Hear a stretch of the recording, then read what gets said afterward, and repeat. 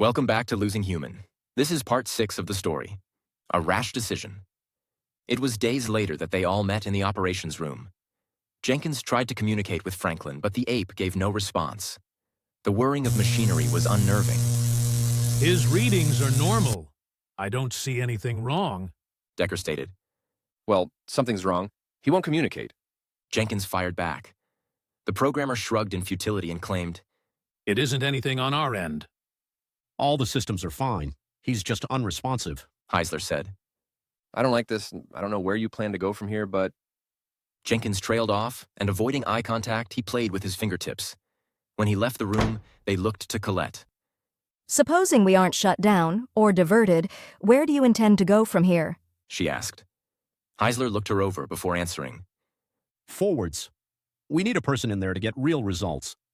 Perhaps instead of dealing with altered physical structures, we just utilize a standard robotic form, something human in design. You must be losing it, Heisler. He arched a brow, asking, Why? You have no reason to be upset. Just recently you were on board.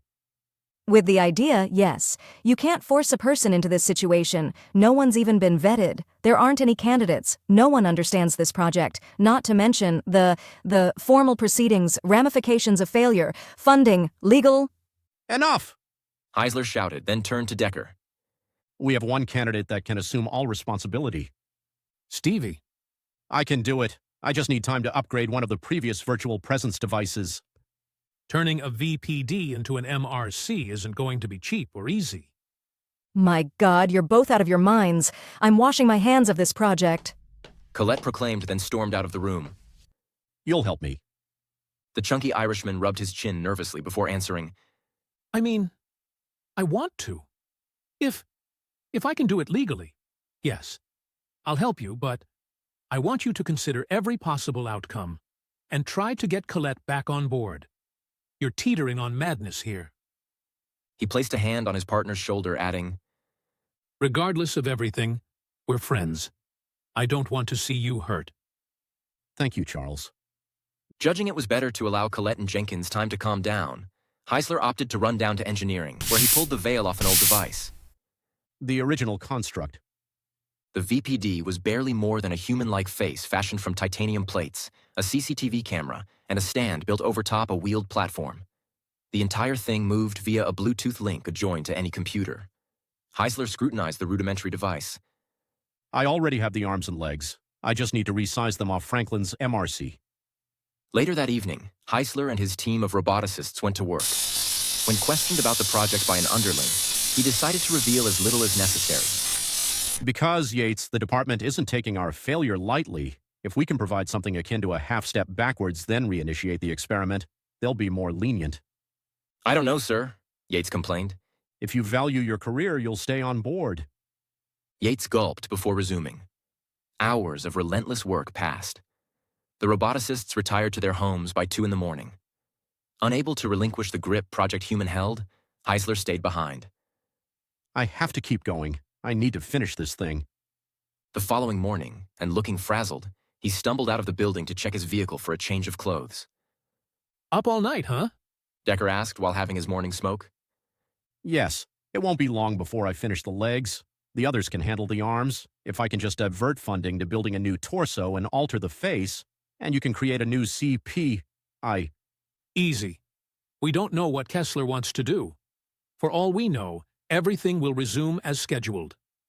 I have my doubts. Let me see if I have clothes, then we'll talk. I'll be getting breakfast. Decker said and entered the building. Heisler shook his head in dismay. Rifling through his trunk, he found only tools, empty grocery bags, and a scarf. He took the silk garment and, holding it in the sunlight, delved into thought. Greta, why were you ever with me? For a moment, he missed her.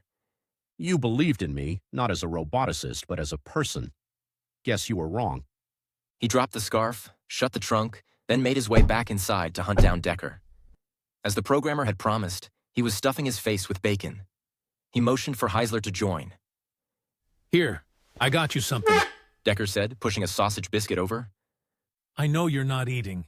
You look bad. Heisler grumbled in exasperation. Eat!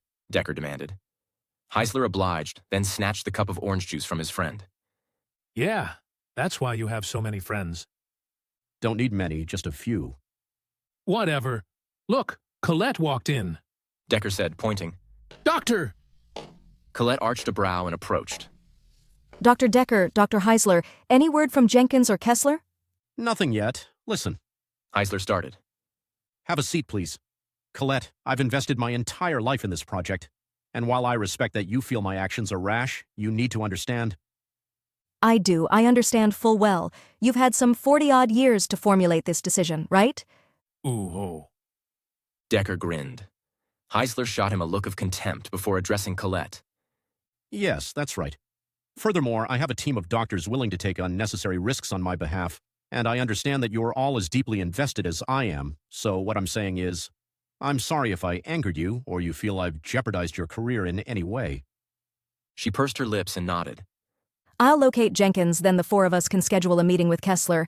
If you can present a reasonable argument as to why this project should continue, he may be willing to listen.